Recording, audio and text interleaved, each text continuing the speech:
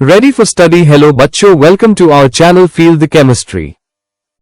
तो हेलो बच्चों, हम लोग की नई वीडियो आ चुकी है जिसमें हम लेके आए हैं आज आपके लिए रिलेशन किसके बीच का, हीट कैपेसिटी एट कांस्टेंट आपका क्या है, हाँ हीट ऑफ रिएक्शन है कांस्टेंट प्रेशर और कांस्टेंट वॉल्यूम के बीच का, जिसको हम साथ ही साथ बोलते हैं। आपका जो क्वेश्चन आता है वो डेल एच और डेल यू के बीच का रिलेशन जो है उसका डेरिवेशन भी पूछते हैं, मतलब उसका रिलेशन भी पूछा जाता है।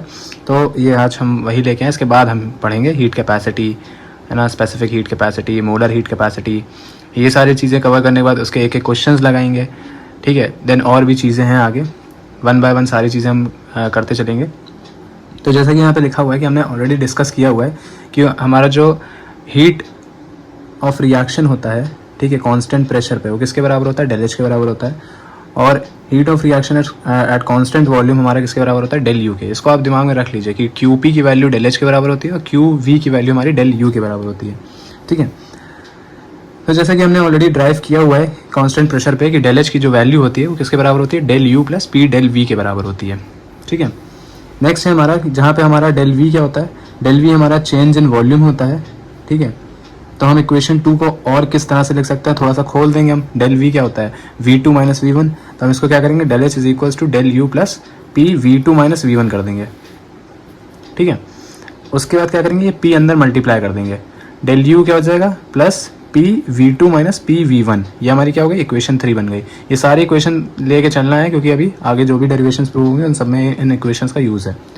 उसके बाद मैंने लिखा हुआ है जहाँ पे हमारा V1 क्या है, इनिशियल वॉल्यूम है, ठीक है, और V2 क्या हमारा फाइनल वॉल्यूम है सिस्टम का, ठीक। आप इसको रोक करके इसका स्क्रीनशॉट ले सकते हैं। ये प्रॉपर मैं नोट्स ही आपको प्रोवाइड कर रहा हूँ जिससे आपको हेल्प हो। अगर ये लिख के आएंगे आप तो नंबर आपको पूरे के पूरे मिलेंगे, कोई टीचर काट नहीं सकता इस पर।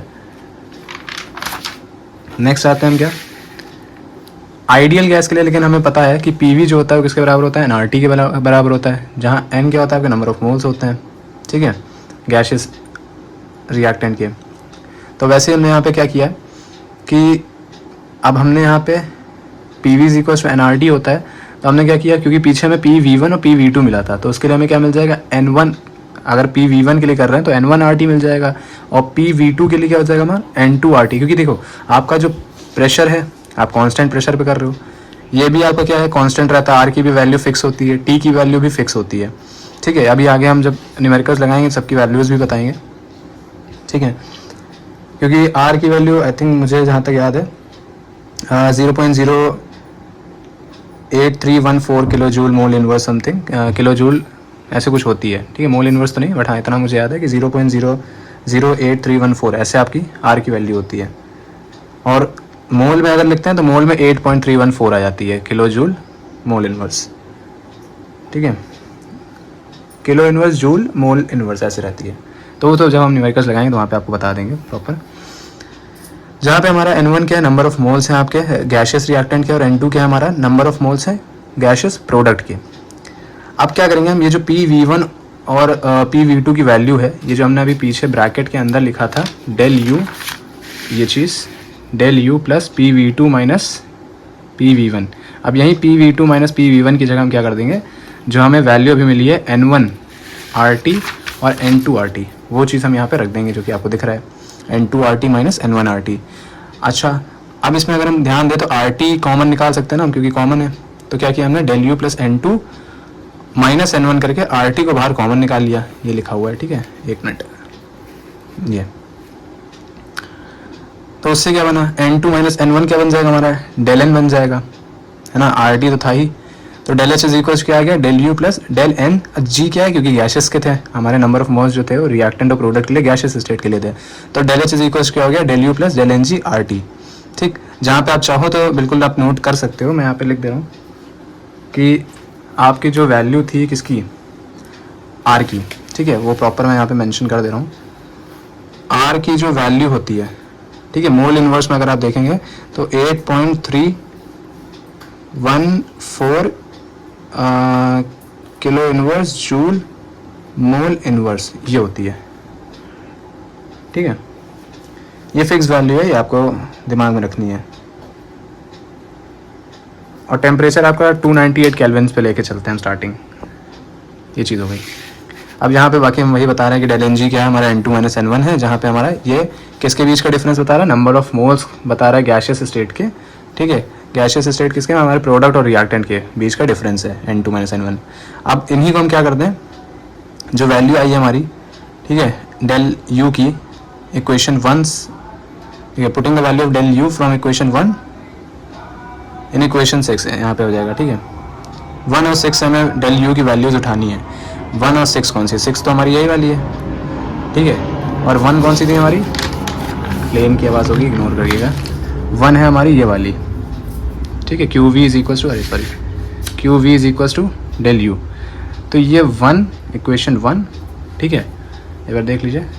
देन उसके बाद हमारा इक्वेशन नंबर 6 है ना, इन दोनों की वैल्यूज़ को हम क्या करेंगे, पुट करेंगे, तो क्या आ जाएगा हमारा क्यू पी बराबर Q V plus del N G R T, है ना, क्योंकि एच क्या था हमारा, अभी हमने एकदम शुरू में 1 में देखा ना, एच किसके बराबर होता है हमारा, क्यू पी के, heat reaction of eight constant pressure, और ये होता है हमारा हीट, डेल यू किसके बराबर होता है, heat of reaction at constant volume. तो वही बस यहाँ पे क्या करेंगे, डेल एच और डेल यू की जगह क्यू पी और क्यू वी लिख देंगे, बाकी सेम रहेगा। ये हो गई आपकी रिलेशन, एक चीज़ ये कंप्लीट हो गई आपकी। अब आते हैं हम heat capacity, specific heat capacity और मोलर कैपेसिटी पे।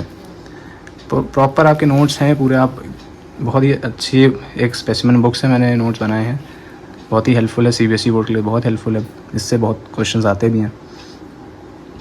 डेफिनेशन क्या कह रहा है हीट कैपेसिटी की, हीट कैपेसिटी का मतलब क्या होता है, देखिए वर्ड से समझें, हीट और कैपेसिटी मतलब कितनी क्षमता है उसके अंदर, है ना।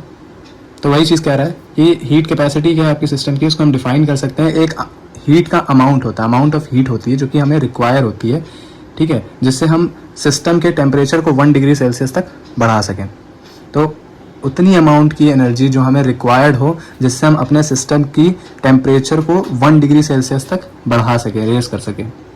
मान लीजिए क्यों हमारा कुछ अमाउंट ऑफ हीट है जो हम सिस्टम को सप्लाई कर रहे हैं, तो एज अ रिजल्ट क्या होगा हमारा, और टेम्परेचर हमारा जो सिस्टम का वो राइज कर रहा है T1 से T2, तो हीट कैपेसिटी क्या हो जाएगी हमारी, उसका रिलेशन आता है C is equals to Q upon T2 minus T1, ठीक है।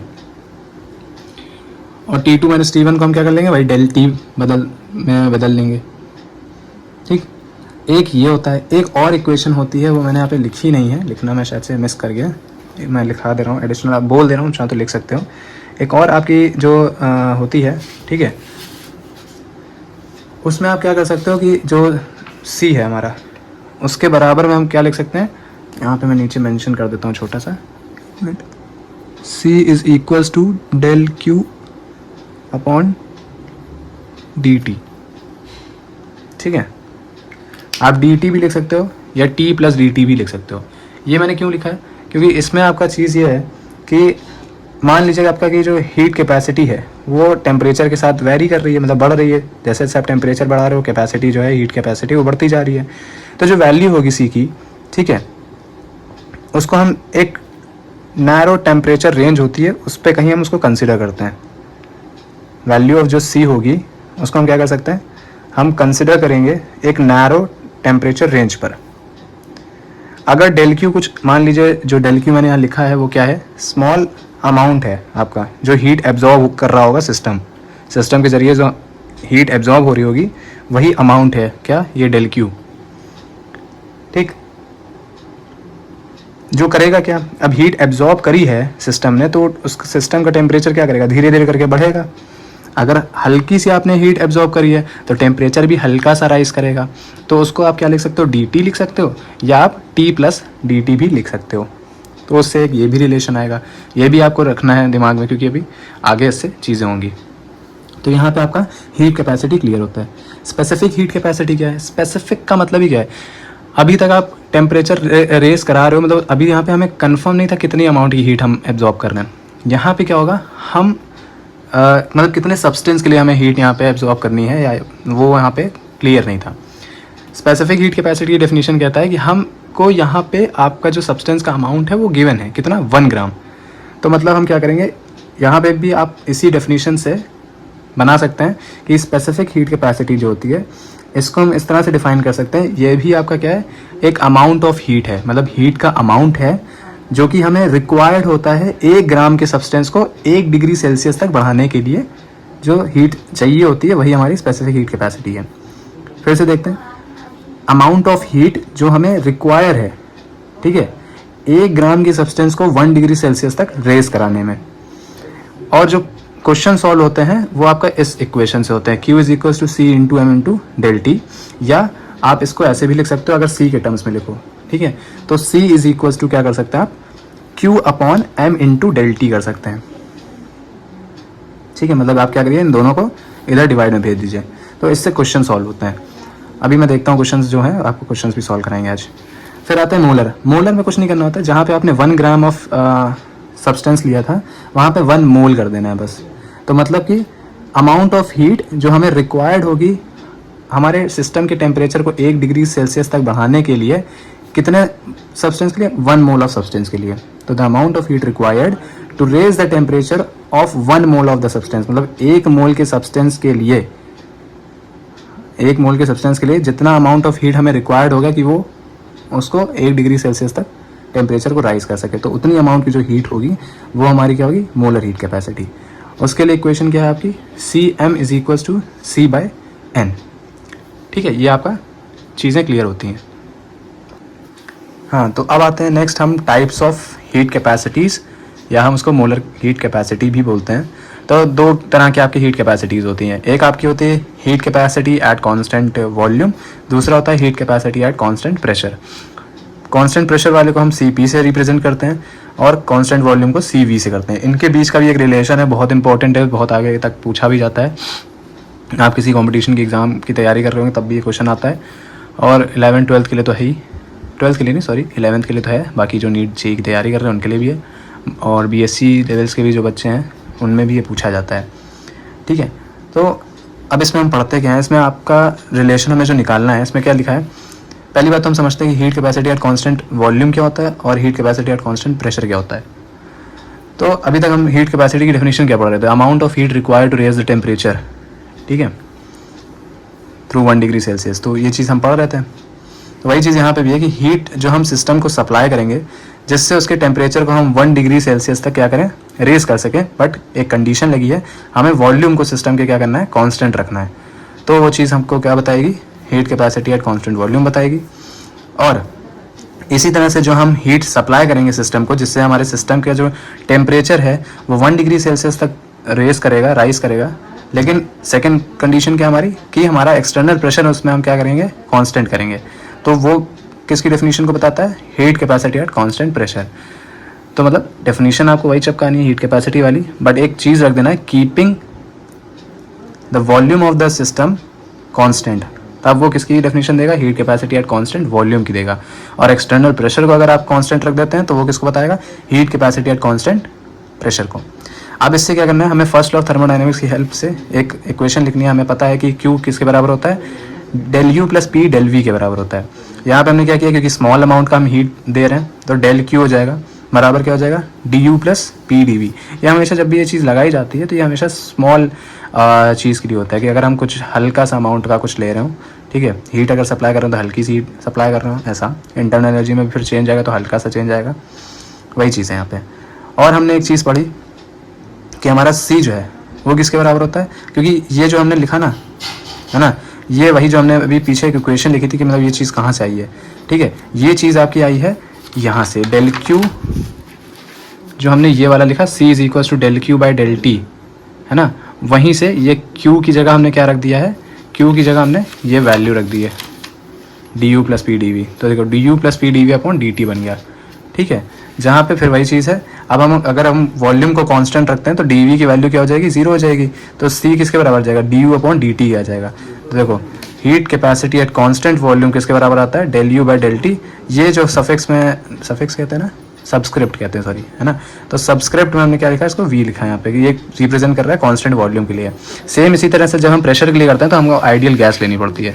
ये प्रोसेस कुछ रट लीजिए कि अगर हम प्रेशर के लिए करते हैं तो हम NRT मतलब आइडियल गैस लेते हैं, ठीक है। तो उसी तरह से क्या है, आइडियल गैस के लिए हम क्या करेंगे, आपकी जो इक्वेशन लिखी जाएगी, है ना, वो क्या हो जाएगी, CV is equal to D U by D T. अच्छा, क्यों हो जाएगी D U by D T, क्योंकि आपको पता है कि आइडियल गैस क्या कहता है, PV equals to RT, NRT कहते हैं वैसे तो, है ना।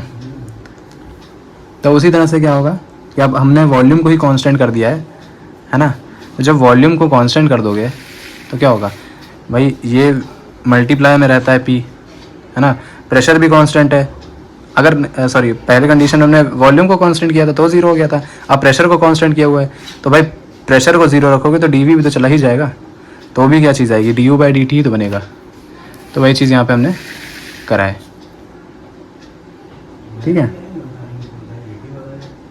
नेक्स्ट हम पढ़ते हैं जो हीट कैपेसिटी हमारी कांस्टेंट वॉल्यूम पे है, उसको हम कैसे डिफाइन कर सकते हैं, rate of change of internal energy with temperature at constant volume. मतलब heat capacity at constant volume को हम एक और डेफिनेशन से डिफाइन कर सकते हैं कि हमारा जो rate of change of internal energy है, मतलब ये चीज़ du क्या होता है, u2 - u1, मतलब जो हमारा क्या है इंटरनल एनर्जी चेंज का जो रेट है टेम्परेचर के साथ कांस्टेंट वॉल्यूम पर, वो भी किसको बताता है, हमारा heat capacity at constant volume को बताता है, ठीक है।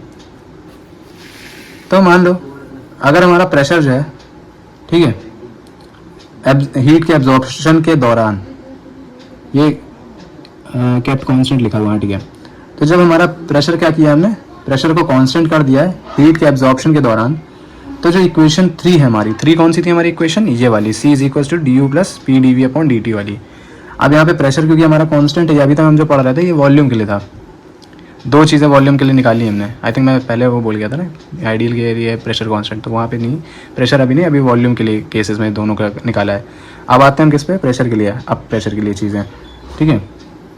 तो प्रेशर पे क्या होगा हमारा, Cp = ΔU/ΔT at constant pressure plus P/ΔV/, क्यों देखिए होता क्या है, हम लिखना चाहते तो हम सीधा भी लिख सकते थे, है ना, कि C = du/dt या du + P/dV/dt, बट हमें दोनों के लिए क्या करना है, दोनों ही टर्म को, मतलब क्योंकि P कांस्टेंट है हमारा, है ना, तो U और V पे वो क्या होगा, आपका टेम्परेचर लगेगा, मतलब डिफ्रेंशिएट करेगा, है ना। P कांस्टेंट किया है, V अभी कांस्टेंट नहीं किया है, यहाँ V कांस्टेंट कर दिया था, है ना, इसलिए हमने V का नहीं किया, डायरेक्ट हमने du/dt लिख दिया। आप चाहो तो ऐसे स्टेप बढ़ा सकते हो इस तरह से, जैसे यहाँ पे किया है वैसे यहाँ पे भी कर सकते हो, बट कोई नहीं, ठीक है। तो यहाँ पे क्या है, ΔU/ΔT eight constant pressure plus P/ΔV/ΔT eight constant pressure. अच्छा देखिए, हमें पता है कि जो हीट कंटेंट है या हम जिसको एंथैल्पी बोलते हैं सिस्टम की, वो किसके बराबर होती है, U + PV के, मतलब H = U + PV, जो हमने पिछले लेक्चर में प्रूव भी किया था। अब हम इसको भी क्या करेंगे, डिफ्रेंशिएट करेंगे, किसके रिस्पेक्ट में, कांस्टेंट प्रेशर के, P के रिस्पेक्ट में, ठीक है, सॉरी T के रिस्पेक्ट में करेंगे कांस्टेंट प्रेशर पर। H = U + PV है, तो H को हम किसके रिस्पेक्ट में कर रहे हैं, टेम्परेचर के रिस्पेक्ट में, तो dH/dt हो जाएगा, ये आपका du/dt हो जाएगा, ये P कांस्टेंट है तो P को बाहर निकालेंगे, dV/dt हो जाएगा। वही चीज़ ये जो बनी है वो ऐसे बनी है, आपका इस तरह से कह सकते हो, ठीक है। अब जो हमारी इक्वेशन 6 और 8 बनी है, मतलब ये वाली और ये वाली, दोनों को हम कंबाइन करेंगे। कंबाइन करने से अगर आप ध्यान दोगे, है ना, तो Cp हमारा किसके बराबर आ रहा है, क्योंकि देखिए ΔU/ΔT एट कांस्टेंट प्रेशर इधर भी लिखा है और P/ΔV/ΔT एट कांस्टेंट प्रेशर यहाँ भी लिखा है। तो हम कह सकते हैं कि जो हमारी ΔH/ΔT एट कांस्टेंट प्रेशर की वैल्यू है, हम उसको यहाँ पे रख सकते हैं। तो क्या हो जाएगा हमारा Cp जो हो जाएगा वो किसके बराबर आ जाएगा, हमारा ΔH/ΔT एट कांस्टेंट प्रेशर के बराबर आ जाएगा, ये चीज़, ठीक। नेक्स्ट देखते हैं।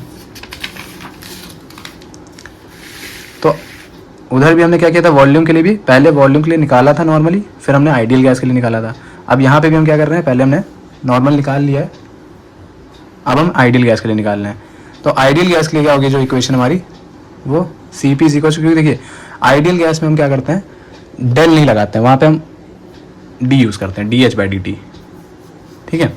बस यही थोड़ा सा डिफरेंस होता है, आप इसमें भी देख सकते हैं कि जब वॉल्यूम के लिए हमने पहले निकाला था तो ΔU/ΔT लिखा था, लेकिन जब आइडियल गैस के लिए किया है ना, तो यहाँ पे हमने क्या किया, dU/dt किया, है ना। तो बस ये डिफरेंस होता है और कुछ नहीं ज़्यादा। तो हीट कैपेसिटी जो है हमारा कांस्टेंट प्रेशर पे, उसको भी अब हम क्या कर सकते हैं, इसके अकॉर्डिंग भी डिफाइन कर सकते हैं कि जो रेट है हमारा, rate of change of enthalpy जो है टेम्परेचर के साथ कांस्टेंट प्रेशर पे, वो भी किसको बताता है, हमारा heat capacity at constant pressure को बताता है। क्या, rate of change of enthalpy with temperature, क्योंकि देखिए DH क्या होता है, rate of change of enthalpy with respect to T temperature, ठीक है। इसको भी क्या बोला जाता है, आपका heat capacity at constant pressure. Next हम पढ़ते हैं अभी लास्ट नहीं है बट लीस्ट कुछ भी कह सकते हैं, ठीक है। अभी इस लेक्चर के लिए लास्ट चीज़ है अभी, लेकिन चैप्टर बहुत बड़ा है। तो अब हम पढ़ते हैं relationship between CP and CV. ये भी बहुत इंपॉर्टेंट है, ठीक है। आप पढ़ोगे कहीं इंस्टीट्यूट में पढ़ोगे या स्कूल में पढ़ोगे तो बहुत जल्दी यहाँ से शुरू करा देते हैं, ठीक है। आप लिखना चाहो तो यहाँ से भी लिख सकते हो, कोई दिक्कत नहीं होता। क्या है, यहाँ से स्टार्ट कराते हैं कि the difference between heat capacity of an ideal gas can be obtain by subtracting this, ठीक है। तो ये सब नहीं करना है, पहले हम पूरी चीज़ पढ़ेंगे कि होती क्या है बेसिकली। तो अगर वॉल्यूम जो है हमारा सिस्टम का, उसको हम क्या करते हैं, कांस्टेंट रख दें, ठीक है। और जो हीट हमारी ऐड होगी सिस्टम में, कब, जब हीट हमारी ऐड हो रही होगी तो हमारा वॉल्यूम क्या है, सिस्टम का कांस्टेंट रखा है। तो जैसे कि देखिए वही है, आपका वॉल्यूम क्या है सिस्टम का, उसको हमने कांस्टेंट रखा है, और हीट जो है हमारे सिस्टम में ऐड हो रही है। तो वहाँ पे फिर वर्क डन जो होगा सिस्टम के जरिए वो नहीं होगा। क्यों नहीं होगा? क्योंकि आपको पता है कि W इज इक्वल टू क्या होता है, माइनस का P डेल V होता है। अब जब वॉल्यूम ही कांस्टेंट है तो P भी मतलब P इंटू डेल V और V ज़ीरो, तो P इंटू ज़ीरो ज़ीरो, तो वर्क डन भी क्या हो गया, ज़ीरो। उसी तरह से यहाँ पे लिखा हमने। तो जो हीट एब्जॉर्ब होगी सिस्टम के ज़रिए, है ना, वो पूरी तरह से आपकी यूज़ होगी इंटरनल एनर्जी को इंक्रीज़ करने में। क्योंकि ये हमारा जो हीट होता है वो किसके बराबर है, del U plus P del V के। पी डेल वी वाला पार्ट तो ज़ीरो हो गया ना पूरा, तो हम क्या करेंगे, सिर्फ इंटरनल एनर्जी बचा हमारा। तो इंटरनल एनर्जी पे ही पूरी जो हमारी हीट एब्जॉर्ब होगी वो इंटरनल एनर्जी को इंक्रीज़ करने में लग जाएगी। अगेन अब क्या करते हैं, अगर हम प्रेशर जो है सिस्टम का वो कांस्टेंट रख देते हैं, प्रेशर कांस्टेंट किया हुआ है, ठीक है। तो प्रेशर भी कांस्टेंट करेंगे तब भी वही चीज़ हो जाएगी, क्योंकि प्रेशर कांस्टेंट किया है तो वी आप अगर वेरी करेगा भी तो पी तो जीरो है, मल्टीप्लाई होकर के वो भी जीरो हो जाएगा, ठीक है। Then some work of expansion is also done by the system. तब वहाँ पे क्या होगा, थोड़ा सा वर्क डन जो होगा वो आपका होगा हल्का सा, किसके जरिए होगा, सिस्टम के जरिए, ठीक है। और वो भी क्या करेगा आपका, साथ ही साथ इंटरनल एनर्जी को बढ़ाएगा। तो इससे होगा क्या, अब अगर कांस्टेंट प्रेशर पे जो हमारा टेम्परेचर है सिस्टम का वो रेस करता है कुछ सेम वैल्यू से जितना कांस्टेंट वॉल्यूम पे था। जब कांस्टेंट वॉल्यूम पे आपका जो टेम्परेचर हल्का सा राइज किया था, ठीक है, उतना ही सेम अमाउंट का टेम्परेचर अभी भी आपका कांस्टेंट प्रेशर के केस में भी क्या हो रहा है, हल्का सा इंक्रीज कर रहा है। तो जो एक्स्ट्रा हीट हमें चाहिए होगी वर्क ऑफ एक्सपेंशन के लिए, है ना, तो वहाँ पे क्या होगा, हमारा जो हीट कैपेसिटी है कांस्टेंट प्रेशर पे वो थोड़ी सी ज़्यादा होगी आपकी कांस्टेंट वॉल्यूम के केस में, ठीक है। अगर कुछ भी ऐसा टॉपिक से चीज़ होती है कि नहीं समझ में आई तो कमेंट में आप ज़रूर लिखिएगा, ठीक है। पिछले वीडियो को जितना आपने प्यार दिया मैं रिक्वेस्ट करूँगा इस वाली को भी दीजिएगा, ठीक है, जिससे थर्मोडायनेमिक्स तो आपका एकदम मजबूत हो जाएगा, जो मैं आपको प्रोवाइड कराऊंगा ये नोट्स, ठीक है। बाकी टेलीग्राम पे मैंने बनाया हुआ है, टेलीग्राम भी आप ज्वाइन कर सकते हैं अबाउट में जा करके, जिससे वहाँ पे आपको डायरेक्ट PDF के फॉर्म में नोट्स मिल जाएँ। ऐसे बनाने में आपको दिक्कत हो सकती है वीडियो रोक करके, है ना। आप एक बार नोट्स पहले टेलीग्राम पे ज्वाइन हो जाइए, वहाँ से आप डाउनलोड कर लीजिए PDF, और देन उसके बाद क्या करिए, आप डायरेक्ट क्लास ऑनलाइन मतलब वीडियो पे आप पढ़िए आकर के, तब ज़्यादा क्लियर होगा। तो डिफरेंस जो है आपका हीट कैपेसिटी आइडियल गैस का आप कैसे निकाल सकते हैं, हीट कैपेसिटीज़ के बीच का जो डिफरेंस है कांस्टेंट वॉल्यूम और कांस्टेंट प्रेशर पर, उनके बीच का जो डिफरेंस है कैसे निकलेगा आपका, इक्वेशन से ही है। एक मैंने लिखी 5 और एक है आपकी 9 तो दिख ही रही है आपको ऊपर, जो CP इज इक्वल टू आपकी आई है DH/dt, ठीक है। और 5 वाली आपकी है CV is equal to du/dt, CV is equal to du/dt और CP is equal to dH/dt। इसी से आपको क्या करना है, इसका डिफरेंस निकालना है। डिफरेंस का मतलब क्या होता है मैथमेटिक्स टर्म्स में, डिफरेंस मतलब कि बीच में माइनस का साइन। तो CP माइनस मतलब कांस्टेंट प्रेशर में कांस्टेंट वॉल्यूम की वैल्यू को माइनस करेंगे, तो dH/dt जो होगा वो du/dt में माइनस होगा, है ना। लेकिन हमें पता है H किसके बराबर होता है, U प्लस PV के, ये डेफिनेशन से हमने किया है, ठीक है। ये सारी चीज़ें याद होनी चाहिए थोड़ा बहुत। फिर उसके बाद क्या है, और आइडियल गैस लेते हैं हम, तो PV is equal to RT, N यहाँ पे हमने 1 मोल लिया है आइडियल गैस के लिए, ठीक है। अच्छा देखिए PV किसके बराबर है, RT के, तो हम यहाँ PV की जगह RT की वैल्यू लिख सकते हैं, तो H is equal to U plus RT हो जाएगा। अब इसको भी क्या कर दो, T के टर्म्स में मतलब T के रिस्पेक्ट में डिफ्रेंशिएट कर दो पूरी को, तो DH/dt is equal to du/dt plus dRT/dt, पहले ऐसे हमने लिख दिया है। फिर आपको पता है कि R क्या है, कांस्टेंट है, तो R बाहर आ जाएगा, और dx बाय कह सकते हैं कि x ऑफ dx जो होता है ना, एक मिनट के R कांस्टेंट किया dt/dt, एक तरह से ऐसे भी लिख सकते हैं ना, R कांस्टेंट करेंगे dt/dt आ जाएगा, तो dt कैंसिल, 1 दे देगा डिफ्रेंसिएशन, कोई वही नहीं है, dt/dt आएगा ना तो कैंसिल हो जाएगा, सिर्फ R बचेगा, तो वही चीज़ यहाँ पे लिखी है, dH/dt is equal to du/dt। अब ये du/dt जो है इसको आप इधर ले आइए, है ना। तो अब ये क्या हो गया, आपको पता है dh/dt क्या होता है, आपका Cp होता है, और du/dt क्या होता है, आपका Cv होता है। तो Cp - Cv इक्वल्स क्या आ गया, R आ गया। ये आपकी इक्वेशन हो गई। लेकिन ये किसके लिए, Cp - Cv equals to R, ये आपकी 1 मोल ऑफ आइडियल गैस के लिए होती है, ठीक है। मान के चलिए अब यहाँ से हमें पता चल रहा है अगर हमारा Cp जो है वो क्या है, Cv से ज़्यादा है, ठीक है। अब यहाँ पे बता रहा है इसकी जो वैल्यू आती है एक तरह से वो आपकी 2 कैलोरीज या आप कह सकते हो 3.814 जूल्स के बराबर आती है। वही आर की जो वैल्यू अभी हमने पीछे लिखाई थी ना, वही है। आर की जो वैल्यू आती है वो किसके बराबर आती है, आपकी 2 कैलोरीज या 8.314 जूल्स के बराबर आती है। अब n मोल्स के लिए अगर आप निकालोगे, ठीक है, या तो 1 मोल के लिए था, अब n मोल्स के लिए निकालोगे, ठीक है, तो उसके लिए अलग होती है। तो मैं अगर आपको चीज़ें समझ में आ रही हूँ, ठीक है, तो बहुत अच्छी बात है। n के लिए अगर आप लिखना चाहें तो मैंने यहाँ पे मिस किया है, बट मैं लिख देता हूँ। n के लिए कुछ नहीं होगा, Cp - Cv equals to NR हो जाएगा बस। Cp - Cv equals to NR, ठीक है। एक मिनट दिखने होगा, ये आपका हो जाएगा n मोल्स के लिए, ओके। तो बाकी हम जो चीज़ें बची हुई हैं वो नेक्स्ट वीडियो में कवर करेंगे, ठीक है। बाकी आपको अगर चीज़ें समझ में आ रही हो, नेक्स्ट में हम एक्सोथर्मिक एंडोथर्मिक इसकी रिएक्शंस एंड देन इसके जो क्वेश्चंस लगते हैं वो सॉल्व करेंगे। तो बाकी वीडियोस अगर आपको अच्छी लग रही हो तो चैनल को सब्सक्राइब जरूर करिएगा, अपने दोस्तों में भी शेयर करिए जिससे उनको भी थर्मोडायनेमिक्स और जो भी लेक्चर्स चल रहे हैं हमारे, सारी चीज़ें बहुत अच्छे से क्लियर हों। जो भी प्रिपेयर कर रहे हैं अपने एग्जामिनेशन के लिए या कॉम्पिटिशन के लिए, उनके लिए तो बहुत हेल्पफुल है, ठीक है। बाकी अच्छी लग रही हो तो कमेंट ज़रूर करिएगा। मिलते हैं नेक्स्ट वीडियो में, बाय बाय।